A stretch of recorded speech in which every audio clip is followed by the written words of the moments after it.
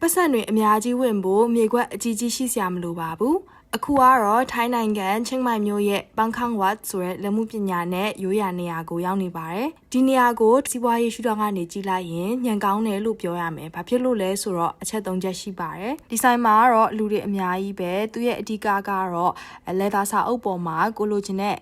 စာလုံးကိုဖော်လို့ရတယ်ပြီးရင်သင်္ကေတတွေထုလို့ရတယ်ဘန်ခန့်ဝတ်ကမြေနေရာချင်းချင်းလေးနဲ့လာလဲတဲ့လူများတဲ့ပထမအကြောင်းရင်းကတော့ဒီနေရာထဲဝင်လိုက်တာနဲ့တခြားကဘာတစ်ခုကိုရောက်သွားလို့ခံစားရတယ်ဒုတိယအကြောင်းရင်းကတော့နေရာလေးရသေးပေမဲ့လှည့်လိုက်တိုင်းအသစ်တွေတွေ့ရအောင်ဖန်တီးထားတယ်ခြေလန်းနည်းနည်းလေးလှမ်းလိုက်တာနဲ့ကော်ဖီဆိုင်လက်မှုပညာဆိုင်အမှုပညာလက်ရာဒါမှမဟုတ်ချစ်စရာလမ်းကြားလေးတွေကိုထပ်တွေ့ရတယ်အဝေးကနေကြည့်လိုက်တာဒီဆိုင်ကလူတွေကြိတ်ကြိတ်တူပြီးဘာဆိုင်ပါလဲလို့ကြည့်လိုက်တော့ရိုးရာအုံတို့ခောက်ဆွဲဆိုင်မှာဘာတွေအလောက်ကောင်းနေတာလဲသိချင်လို့အခုသွားစားကြည့်မယ်တောက်ရည်တန်းထည့်ထားတဲ့ရေအိုးပြီးတော့ဇွန်ခင်းထည့်ထားတဲ့ဝါကြောင်းတွေကအရန်ကို traditional ဆန်ပါတယ်သူတို့ရဲ့ kitchen ကဆွဲဆောင်မှုရှိတဲ့ performance တစ်ခုလိုပါပဲဘာလို့လဲဆိုတော့ဖြတ်သွားဖြတ်လာနေတဲ့လူတွေကဓာတ်ပုံရိုက်လိုက်ငင်းမော်လိုက်ဒါမှမဟုတ်ရင်အနက်နဲ့မျောပါသွားလိုက်ဖြိုရည်လေးတစ်ခွက်မှလိုက်ပြီးကဲစားပါတော့မယ်ရှင်နေ့လည်စာစားပြီးပြီဆိုတော့စက်တောင်အုံတို့ခောက်ဆွဲတပွဲပဲမှာပြီးအကုန်လုံး share စားကြပါမယ်ငရုတ်သီးကိုကြာဘူးကြာရွက်ပေါ်မှာထည့်ထားတာကိုသဘောကျမိရယ်အုံတို့ခောက်ဆွဲရဲ့အရာသာကတော့ဝေါင်းကြီးမဟုတ်ပင်မဲ့စားလို့တော့အရန်ကောင်းပါတယ်